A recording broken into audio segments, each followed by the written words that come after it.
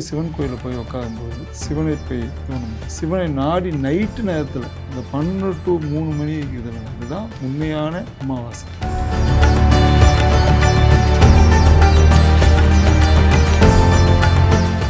சிவனை கும்பிடுறவங்க யாரெல்லாம் அப்படிங்கும்போது திருவாதிரை நட்சத்திரக்காரங்க கும்பிடலாம். அதுக்கப்புறம் திருவோண நட்சத்திரக்காரங்க கும்பிடலாம். அதுக்கப்புறம் மிதுன ராசிக்காரங்களே மிருகசீர நட்சத்திரம், அதில் புனர்பூசம் 1ஆம் பாதம், இவங்க எல்லாருமே சிவன் மேலே மிகப்பெரிய பக்தியாக இருக்கும். அப்போ சனியோட ஆதிக்கம் பலமாக இருக்கக்கூடிய ஜாதகங்கள்.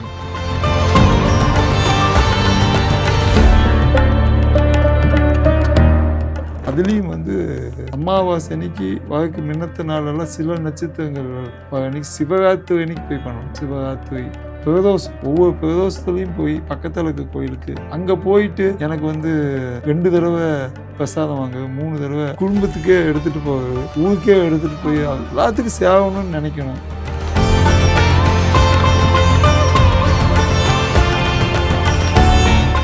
அப்போ உத்தர நட்சத்திரத்தில் பிறந்தவன் கண்டிப்பாக கோயிலே விழுந்து கிடக்கும். சிவன் கோயில் பிரதோஷத்தன்னைக்கு நந்தியை போய் கும்பிடணும். நந்தி எங்கெல்லாம் ஊரில் இருக்குதோ அந்த நந்தி கோயிலுக்கு போகணும். அப்படி அந்த நந்திக்கு அவ்வளோ பவர்ஃபுல். பேரே சில இடத்துல நந்தீஸ்வரர் கோயில்.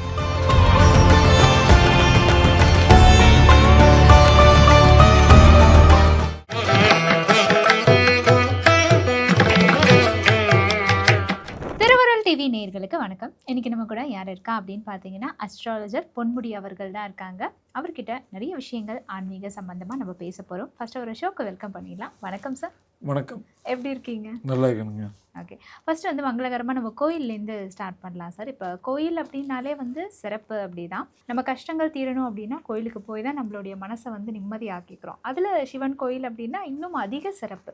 சிவன் கோயில்கள் அப்படின்னா நம்ம எந்த நாட்களில் போகலாம், வழிபாடு எப்படியெல்லாம் பண்ணலாம், இதெல்லாம் ஒரு பேசிக்கான விஷயம். பட் இதை நீங்கள் சொல்லுங்கள் சார். இப்போ நான் கோயிலுக்கு போயிட்டு தான் நேற்று நைட்டில் அமாவாசைக்கு நான் திருவண்ணாமலை மாதம் 14 வருஷமாக போயிட்டுருக்கேன். 14 வருஷம் மாதம். அது எனக்கு என்ன பலன் கொடுத்ததுன்னா பெரிய ஜோசிகாரன் ஆகியிருக்குது. கண்டிப்பாக இல்லைன்னா ஒரு 100 லட்சத்தில் ஒரு ஆளாக நானும் இருந்திருப்பேன். எங்கள் ஊர்லேயே நிறைய பேர் ஜோசிகாரன் இருக்கான். எங்கள் அப்பாட்ட கற்றுக்கிட்டவங்களே நிறைய பேர் இருக்காங்க. அப்போது அந்த அமாவாசைக்கு இப்போ எப்பவுமே பவர் உண்டு. அமாவாசை அன்னைக்கு நாம் ஏன் வீட்டில் பூஜை பண்ண சொல்கிறாங்க, அப்பா அம்மாங்களுக்கு நீங்கள் பூஜை பண்ணணும், சாப்பாடு வைக்கணும். அந்த அன்றைக்கி அவ்வளோ பவர்ஃபுல்லான ஒரு விஷயம். அது போய் ஒரு சிவன் கோயிலில் போய் உட்காரும்போது சிவனை போய் தோணும்போது சிவனை நாடி நைட்டு நேரத்தில் அந்த 12 to 3 மணி இருக்குதுல்லைங்க, அதுதான் உண்மையான அமாவாசை. ஓகே, அந்த நைட்டு டைம் எப்போ கிராஸ் ஆகுதோ அந்த அமாவாசை, அந்த சமயத்தில் போய் ஒரு சிவன் கோயிலில் போகவே முடியல. வீட்டுக்கு பக்கத்தில் ஒரு சிவன் கோயில் இருக்கும். அங்கே போய் கூட கும்பிடலாம். அதனால தான் சிவராத்திரி அன்னைக்கு முடிக்க சொல்கிறாங்க. ஜெயிச்சதுக்கு காரணமே என்னென்னா நிறையா பெரிய பெரிய மகான்கள், பெரிய பெரிய ரிஷிகள், நான் இந்த கடவுள் நான் தான் சொன்னவங்க கூட அந்த அமாவாசை அன்னைக்கு உட்காந்து தவம் பண்ணிகிட்ருப்பான். ஒரு மலை மேலே காட்டுக்குள்ளே ஒரு சிவராத்திரின்னு சொல்லிட்டு எல்லாத்தையும் பாட வைப்பான். அப்படி தான் இதுலேயும் நடக்குது. நீங்கள் கோயம்புத்தூரில் ஈஸா பார்த்தீங்கன்னா அந்த நைட்டு நேரத்தில் கும்பிடுவாங்க. டெய்லி நடக்கும். 10 to 11, 9 to 11 சிவராத்திரி அன்னைக்கு ஃபுல்லாக லைவ்லேயே காட்டுவாங்க. அப்போது அது பவர் அதிகம். அதுக்கு ஒரு நிம்மதி இருக்குது. அதுக்குன்னு ஒரு இடம் ஃபிக்ஸ் பண்ணணும். வீட்லேனா எப்போவுமே ஏதாவது ஒரு சண்டை சச்சரவுகள் பிரச்சனைகள், ஃபோன் பார்ப்போம். அங்கேனா ஃபோன் எல்லாத்தையும் பிடுங்கிட்டு தான் உட்கார வைப்பாங்க. அந்த மாதிரி இடத்துக்கெல்லாம் போனால் இன்னும் பவர்ஃபுல் தான். அது இன்னும் உங்களோட ஒழுக்கத்தை கடைப்பிடிக்கும். நீங்கள் ஜெயிக்கிறதுக்கு உண்டான வழிகளை கொடுக்கும். நீங்கள் போன நேரத்தில் ஐயோ இந்த பையனுக்கு ஏதாவது ஒன்று கொடுக்கணுமே, இந்த பொண்ணுக்கு ஏதாவது ஒன்று பண்ணணுமே, இந்த அம்மாவுக்கு ஏதாவது ஒன்று பண்ணணுமே, இந்த அம்மா நடக்குது, இந்த பிரச்சனை என்ன முடிச்சு கொடுங்க அப்படின்னு இம்மிடியேட்டாக நடக்கும். அவங்கெல்லாம் ஃபாலோவிங் இன் பண்ணணும். ஒரு சிவன் கோயிலுக்கு போய் பண்ணணும். அதே மாதிரி சிவன் சொத்து குலநாசன்னு சொல்லியிருக்காங்க. அந்த சிவன் சொத்து போய் அங்கே போய் நின்றுட்டு அந்த சிவன் சொத்து போய் ஆசைப்படுவோ, இல்லை சிவன் கோயில் திண்ணூர்லேருந்து எடுத்துகிட்டு அதெல்லாம் திண்ணூர் குங்குமம் இதெல்லாம் எடுத்துகிட்டு வர சொல்லுவாங்க. அதெல்லாம் சிவன் சொத்து அங்கேயே விட்டுட்டு வந்துடணும். அப்படிலாம் திண்ணூரெல்லாம் பூசலாம், தப்பு கிடையாது. எங்கே இதாகுது அப்படின்னா அந்த கோயிலுக்கு சேர வேண்டிய அந்த கோயில் குருமாக்கள் எல்லாம் இருக்காங்கல்ல, அவங்களுக்கு தான் இதை கோயிலோட நகையும் கோயிலோட பணத்தையும் கோயிலுக்கு சேர வேண்டிய பொருள்களையும் இவங்களே தப்பு தப்பாக யூஸ் பண்ணிடக்கூடாது. அதுக்குத்தான் வந்து சிவன் சொத்து கொலநாசன்னு ராஜா சொன்னான். ஓகே. ராவணன் சொன்ன அதே சிவன் சொத்து குலநாசனம். ராவணன் மிகப்பெரிய சிவபக்தன், சாதாரண சிவபக்தன் இது. ஆமா. அதனால் சிவனை கும்பிட்ட கைவிடப்படாது. இதுலேயே 2 விஷயம் நடந்தது. என்னென்னா, இதுக்கு போட்டியோ ஒரு ஆள் வந்தார், அவர்தான் பெருமாள். நாமமாக பட்டையான் போது பட்டை வந்து என்ன பண்ணியிருக்குதுன்னா, அவர் தான் முதல் பஞ்சாங்கம், முதல் கணக்கு வழக்கு, முதல் விடிவெள்ளி இதை வச்சு கணக்கு பண்ணிட்டு இருந்திருக்காங்க.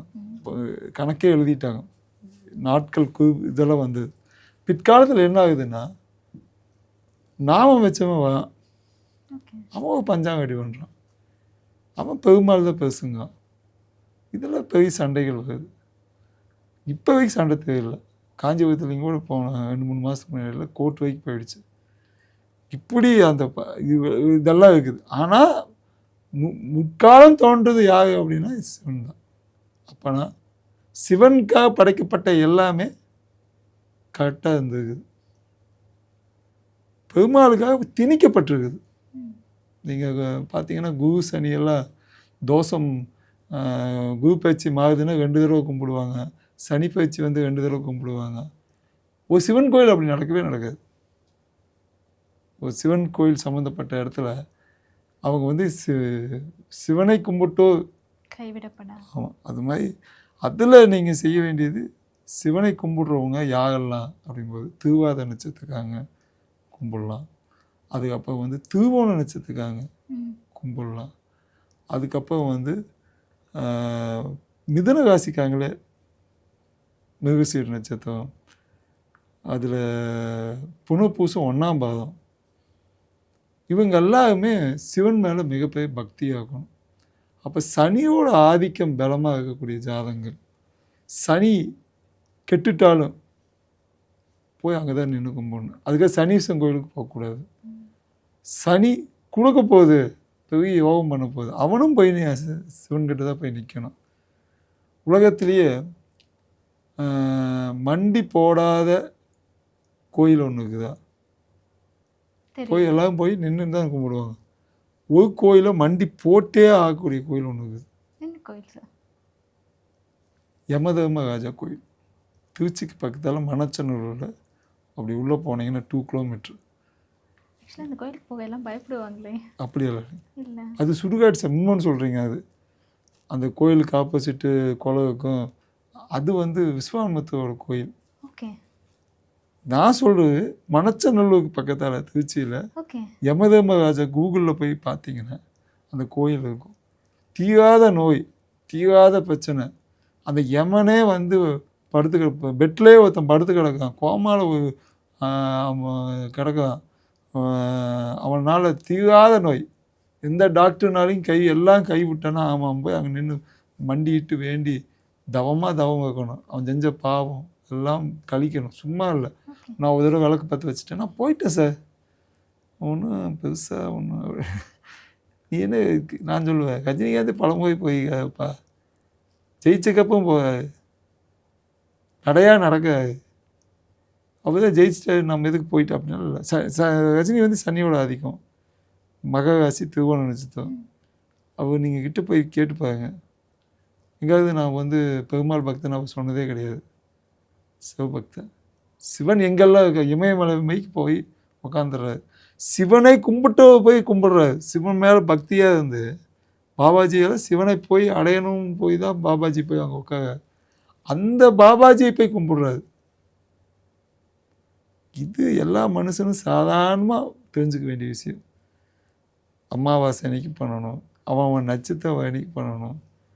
அதுலேயும் வந்து அமாவாசை அன்னைக்கு வழக்கு மின்னத்த நாளெல்லாம் சில நட்சத்திரங்கள் அன்னைக்கு சிவராத்திரி அன்னைக்கு போய் பண்ணணும். சிவராத்திரி, பிரதோஷம், ஒவ்வொரு பிரதோஷத்துலேயும் போய் பக்கத்தில் இருக்க கோயிலுக்கு அங்கே போயிட்டு எனக்கு வந்து 2 தடவை பிரசாதம் வாங்க, 3 தடவை குடும்பத்துக்கே எடுத்துகிட்டு போகுது, ஊருக்கே எடுத்துகிட்டு போய் எல்லாத்துக்கும் சேவணும்னு நினைக்கணும்.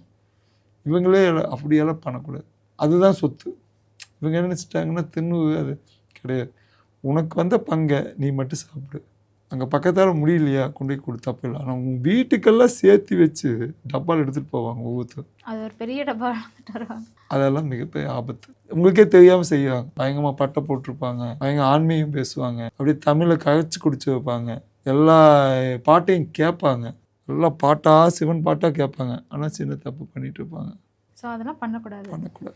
இப்போ மாடு வளர்த்தவங்க கண்டிப்பாக மாட்டை பூஜை பண்ணணும். பசுமாடு வளர்த்திட்டு இருக்காங்க ஒரு விவசாயி, கொடுமைப்படுத்தாங்க. எனக்கு தெரிஞ்ச ஒரு வீட்டில் 5 மாடு 10 மாடு வச்சுருக்காங்க. அந்த மாடு அப்படியே ஈயா கடிச்சு அது குளிப்பாட்டி விட்டு ஒரு மாதத்துக்கு ஒரு தடவையாவது அது பண்ணணும், வாரத்துக்கு ஒரு தடவை பண்ணணும், மாதத்துக்கு அட்லீஸ்ட் பண்ணணும். அந்த பால் கழுவும் போது மட்டும் கழுவிட்டு அந்த இடத்த மட்டும் கழுவிட்டு பாலை கலப்பாங்க. அதெல்லாம் மிகப்பெரிய தோஷம். மாட்டையே சுத்தப்படுத்தி கும்பிடணும். அப்படி ஒரு வேளை இறந்தால் புதைக்கணும், வித்துடுறாங்க. எத்தனை செத்துப்போன மாட்டை வந்து வெட்டி பீஃபாக அனுப்பிடுறாங்க தெரியுங்களா? நம்ம மனுஷனுக்கு மாதிரியே அந்த மாடு வந்து கேன்சர் வரும். ஆமாம், எல்லா உயிருக்கும் கேன்சர். அது கேன்சர் அதிகமாகவே இருக்கும் மாட்டுக்கு. ஓகே, நோயல் பிரச்சனை இருக்குது, யூரின் ட்ராக் பிரச்சனை இருக்குது. மனுஷனுக்கு என்ன இருக்குதோ அதனால தான் அந்த தாய்ப்பாலை நம்ம குடிக்குவோம். தாய்ப்பாலுக்கு நிகரான பால்னு சொல்லி குடிக்குவோம், சீமைப்பாலை குடிக்குவோம். இவங்க என்ன பண்ணுறாங்கன்னா அதெல்லாம் நாய்ப்பால் நம்ம குடிக்கல, ஆட்டுப்பால் குடிக்குவோம். மாட்டுப்பால் அவ்வளோ பெரிய முக்கியம். காகா பசு மாடெல்லாம் பார்த்தீங்கன்னா அந்த பால் 48 நாள் குடிச்சிங்கன்னா காகாம் பசுன்னு சொல்லிட்டு பசு இருக்குது. அந்த பஸ்ஸு எங்கே இப்போ இருக்குதுன்னா சில பேர் வளர்த்திட்டு இருக்காங்க பணக்காரங்க. ஒரு கோயில் இருக்குது எங்கேன்னா கொடுமுடி ஈஸ்வரன் கோயில் இருக்குது. காகாம் பசு மாடு 2. அது வரும்போது அப்படி கடவுள் வந்த மாதிரி வரும், ஒரு நந்தி வந்த மாதிரியே வரும். அப்போ அந்த நந்திக்கு அவ்வளோ பவர்ஃபுண்டு. அப்போ உத்தர நட்சத்திரத்தில் பிறந்தவன் கண்டிப்பாக கோயிலே விழுந்து கிடக்கணும். சிவன் கோயிலில் பிரதோஷத்தன்னைக்கு நந்தியை போய் கும்பிடணும். நந்தி எங்கெல்லாம் ஊரில் இருக்குதோ அந்த நந்தி கோயிலுக்கெல்லாம் போகணும். அப்படி அந்த நந்திக்கு வந்து அவ்வளோ பவர்ஃபுல். பேரே சில இடத்துல நந்தீஸ்வரர் கோயில்,